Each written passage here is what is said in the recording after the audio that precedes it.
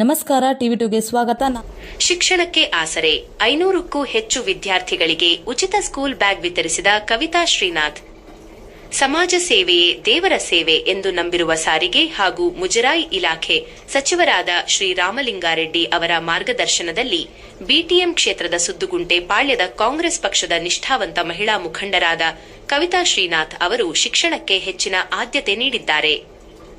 ಇತ್ತೀಚೆಗೆ ಅವರು ಶಾಲಾ ವಿದ್ಯಾರ್ಥಿಗಳ ನೆರವಿಗಾಗಿ 500ಕ್ಕೂ ಹೆಚ್ಚು ಮಕ್ಕಳಿಗೆ ಉಚಿತವಾಗಿ ಸ್ಕೂಲ್ ಬ್ಯಾಗ್ಗಳನ್ನು ವಿತರಿಸುವ ಮೂಲಕ ಉದಾತ್ತ ಸಮಾಜ ಸೇವೆಯನ್ನು ಮೆರೆದಿದ್ದಾರೆ. ಸಾರ್ವಜನಿಕರ ಮೆಚ್ಚುಗೆ ಮತ್ತು ಹಾರೈಕೆ. ಯಾವುದೇ ಅಧಿಕೃತ ಪದವಿ ಅಥವಾ ಅಧಿಕಾರ ಇಲ್ಲದಿದ್ದರೂ ಕವಿತಾ ಶ್ರೀನಾಥ್ ಅವರು ಸಾರ್ವಜನಿಕರ ಹಿತಕ್ಕಾಗಿ ಇಂತಹ ಉತ್ತಮ ಸಮಾಜ ಸೇವೆಯನ್ನು ಮಾಡುತ್ತಿರುವುದು ನಿಜಕ್ಕೂ ಶ್ಲಾಘನೀಯ. ಮುಂಬರುವ ದಿನಗಳಲ್ಲಿ ಭಗವಂತನು ಅವರಿಗೆ ಇನ್ನೂ ಹೆಚ್ಚಿನ ಸಮಾಜ ಸೇವೆ ಮಾಡಲು ಸಕಲ ಅಧಿಕಾರ ಮತ್ತು ಶಕ್ತಿಯನ್ನು ನೀಡಲಿ. ನಮ್ಮೆಲ್ಲರ ಸಂಪೂರ್ಣ ಸಹಕಾರ ಮತ್ತು ಬೆಂಬಲ ಸದಾ ಕವಿತಾ ಶ್ರೀನಾಥ್ ಅವರೊಂದಿಗೆ ಇರುತ್ತದೆ ಎಂದು ಸ್ಥಳೀಯ ಸಾರ್ವಜನಿಕರು ಹೃತ್ಪೂರ್ವಕವಾಗಿ ಧನ್ಯವಾದಗಳನ್ನು ಅರ್ಪಿಸುತ್ತಾ ಹಾರೈಸಿದ್ದಾರೆ. ಕವಿತಾ ಶ್ರೀನಾಥ್ ಅವರ ಈ ಜನಪರ ಕಾರ್ಯವು ಇಂದಿನ ವಿದ್ಯಾರ್ಥಿಗಳಿಗೆ ಹಾಗೂ ಸಮಾಜಕ್ಕೆ ಅತ್ಯಂತ ಸ್ಫೂರ್ತಿದಾಯಕವಾಗಿದೆ.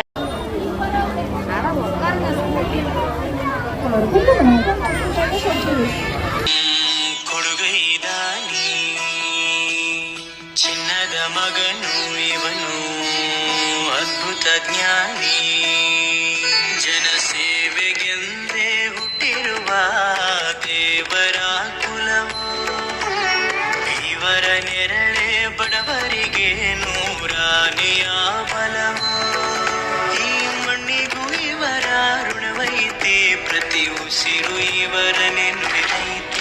ಜಯ ರತ್ನಾಕರ ಜಯ ರತ್ನಾಕರ ಜಯ ರತ್ನಾಕರ ಜಯತೋ, ಜಯ ರತ್ನಾಕರ ಜಯ ರತ್ನಾಕರ ಜಯ ರತ್ನಾಕರ ಜಯತೋ, ಮಣ್ಣಿನ ಮಗನು ಇವನು. ಇವತ್ತು ಶಾಲಾ ಮಕ್ಕಳಿಗೆ ಬ್ಯಾಗ್ ಕೊಡುವಂತ ಕಾರ್ಯಕ್ರಮ. 1ನೇ ಕ್ಲಾಸ್ ಎಲ್ಲ ಪ್ರಿ-KG ಇಂದಾನು 10ನೇ ಕ್ಲಾಸ್ ಮತ್ತು ಕಾಲೇಜ್ ಮಕ್ಕಳು ಬಂದಿದ್ರು. ಸುಮಾರು ಒಂದು 700ರಿಂದ 800 ಮಕ್ಕಳಿಗೆ ಇದುವರೆಗೂ ಉಚಿತ ಸ್ಕೂಲ್ ಬ್ಯಾಗ್ ಅನ್ನ ಕೊಟ್ಟಿದ್ದೀವಿ. ಮಕ್ಕಳು ಬಹಳ ಉತ್ಸಾಹದಿಂದ, ಪೇರೆಂಟ್ಸ್ ಸಹ ಬಂದಿದ್ದಾರೆ, ಕೊಂಡು ಹೋಗಿದ್ದಾರೆ. ನಮ್ಮ ಇಡೀ ಸುದ್ಗುಂಟೆ ಪಾಳ್ಯ ವಾರ್ಡ್ ಜನತೆ ಅಲ್ಲದೆ ಬೇರೆ ಕಡೆಯಿಂದನೂ ಜನ ಬಂದಿದ್ದಾರೆ. ಎಷ್ಟೋ ಪೋಷಕರು ID ಕಾರ್ಡ್ಸ್ ತೋರಿಸಿ ಸಹ ಬ್ಯಾಗ್ಗಳನ್ನ ತಗೊಂಡೋಗಿದ್ದಾರೆ. ಉದ್ದೇಶ ಸರ್, ಇಲ್ಲಿ ನಾವ್ ಯಾವ ID ಕಾರ್ಡ್, ವೋಟರ್ ID ಅದೆಲ್ಲ ನೋಡಿ ಕೊಡ್ತಾ ಇಲ್ಲ. ಪ್ಯೂರ್ ಆಗಿ ಜನಸೇವೆ ಇದು. ಮಕ್ಕಳಿಗೆ ಸ್ಕೂಲ್ ಸ್ಟಾರ್ಟ್ ಆಗಿದೆ.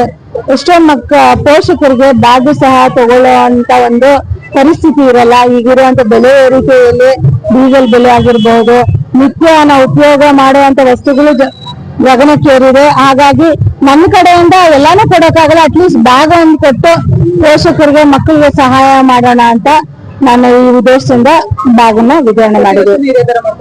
ಪ್ರತಿ ವರ್ಷನೂ ಮಾಡ್ಕೊಂಡ್ ಬರ್ತಾ ಇದ್ದೀನಿ.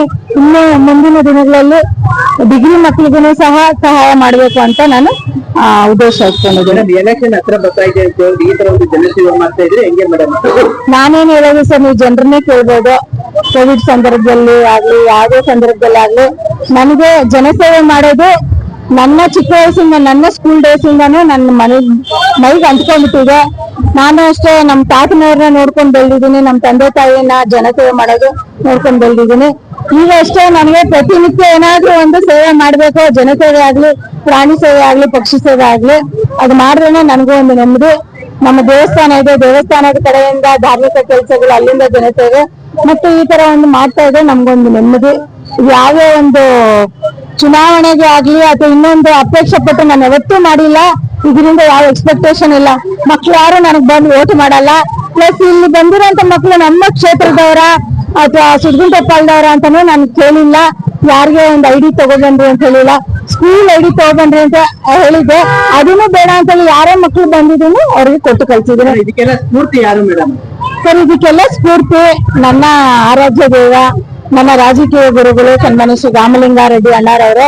ಅವರು ಅಷ್ಟೇ 27, ನಾನು ಒಂದೇ ಒಂದು ಸ್ಕೂಲ್ ನ ರಿನೋವೇಟ್ ಮಾಡಿದ್ದೆ ಸಿರಶೆಟ್ಟಿ ಕೊಪ್ಪದಲ್ಲಿ. ಅಣ್ಣ 27 ಸ್ಕೂಲ್ ನ ದತ್ತು ತಗೊಂಡು ಕಂಪ್ಲೀಟ್ ಇಂಟರ್ನ್ಯಾಷನಲ್ ಲೆವೆಲ್ ಅಲ್ಲಿ ರಿನೋವೇಟ್ ಮಾಡಿಕೊಟ್ಟಿದ್ದಾರೆ. ಅವರೇ ಒಂದು ಮಹಾನ್ ಸ್ಫೂರ್ತಿ ನನಗೆ.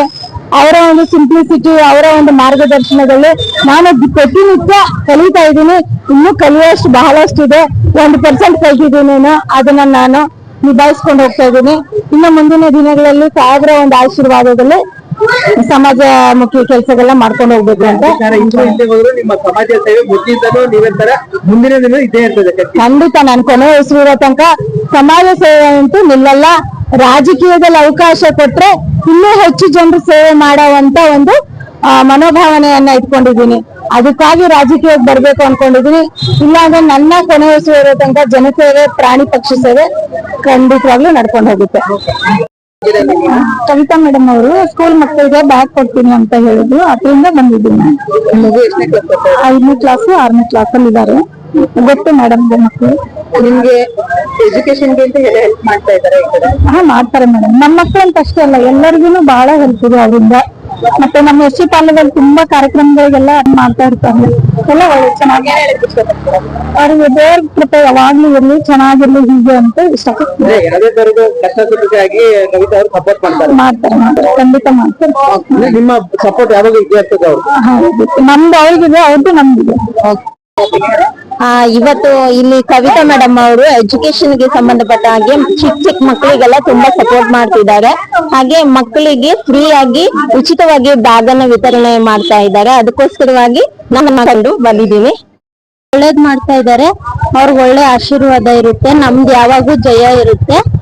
ಒಳ್ಳೇದಾಗಿ ಇನ್ನ ಚೆನ್ನಾಗಿ ಇಂಪ್ರೂವ್ ಆಗ್ಲಿ ಕವಿತಾ ಮ್ಯಾಮ್ ಅಂದ್ಬಿಟ್ಟು ಬಂದಿದ್ದೀವಿ ಸರ್.